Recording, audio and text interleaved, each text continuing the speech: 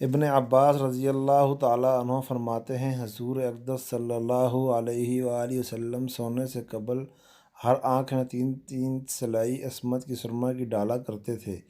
اور ایک روایت میں ابن عباس ہی سے منقول ہے کہ حضور اقدس صلی اللہ علیہ وآلہ وسلم کے پاس ایک سرما دانی تھی جس سے سونے کے وقت 3 صلائی آنکھ میں ڈالا کرتے تھے۔ حضرت جابر رضی اللہ تعالیٰ عنہ فرماتے ہیں، حضور اقدس صلی اللہ علیہ وآلہ وسلم نے ارشاد فرمایا، عصمت کا سرما ضرور ڈالا کرو، وہ نگاہ کو روشن بھی کرتا ہے اور پلکیں بھی خوب اگاتا ہے۔ ابن عباس رضی اللہ تعالیٰ عنہ فرماتے ہیں، حضور اقدس صلی اللہ علیہ وآلہ وسلم نے ارشاد فرمایا، تمہارے سب سرموں میں سرما عصمت بہترین سرما آنکھ کو بھی روشنی پہنچاتا ہے اور پلکیں بھی اگاتا ہے۔